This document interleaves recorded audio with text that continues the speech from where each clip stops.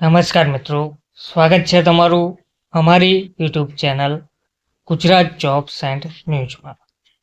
મિત્રો, મનરેગા કર્મચારીઓના પડતર પ્રશ્નો અંગે લડત ઉગ્ર બનાવવામાં આવી રહી છે.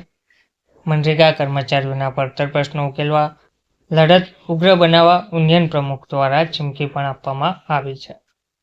ગુજરાત રાજ્યમાં ચાલતા મનરેગા યોજના અંતર્ગત કામ કરતા કરાર આધારિત કર્મચારીના વિવિધ પ્રશ્નોને લઈ લાંબા સમય સુધી લડત ચલાવતા ગુજરાત મનરેગા કર્મચારીઓ યુનિયનના તત્કાલીન પ્રમુખ ઘનશ્યામભાઈ રાજે વહીવટીતંત્ર દ્વારા સરકાર નહીં મળતા અંગત કારણોસર પોતાની નારાજગી વ્યક્ત કરી રાજીનામું આપી દીધું હતું. પરંતુ નવા નિમાયેલા ગુજરાત યુનિયનના પ્રમુખ વિશાલભાઈ જોશી દ્વારા મનરેગા કર્મચારીના કરાર રિન્યૂ સમયે 15% પગાર વધારો, ઈપીએફ, જિલ્લા ફેરબદલી, બીજા મળવાપાત્ર હકો બાબતે લેખિતમાં રજૂઆત કરવા છતાં તંત્ર દ્વારા કોઈ પ્રકારે હિલચાલ જોવા નહીં મળતા ગુજરાત મનરેગા કર્મચારીના પ્રશ્નો ઉકેલ લાવવા ઉપવાસ આંદોલનના કાર્યક્રમ યોજી તંત્રને જગાડવા તૈયારી કરી હોવાનો આક્રોશ વ્યક્ત કર્યો છે.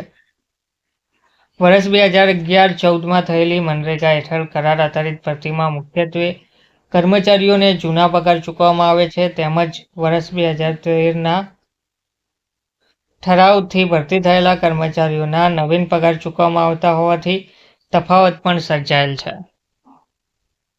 આ ઉપરાંત ઈપીએફ, જિલ્લા ફેરબદલી, બીજા મળવાપાત્ર હકો બાબતે ગુજરાત મનરેગા કર્મચારી યુનિયન દ્વારા અનેક વખત સરકારના વહીવટીતંત્ર સમક્ષ રજૂઆત કરવા છતાં તંત્ર દ્વારા કોઈ કાર્યવાહી નહીં થતા અને ભૂતકાળમાં મનરેગા કર્મચારીના કપાત પગારે 1.5 મહિના સુધી હડતાલ પર ઉતર્યા હતા અને તે અનુસંધાને વહીવટીતંત્રએ પગાર વિસંગતતા કમિટી રચના કર્યા બાદ અનેકવાર મિટિંગો કરીને ગુજરાતભરના મનરેગા કર્મચારીના પ્રશ્નો અભ્યાસ કરીને અહેવાલ તૈયાર કરીને ગ્રામ વિકાસ વિભાગને સોંપાયા છે.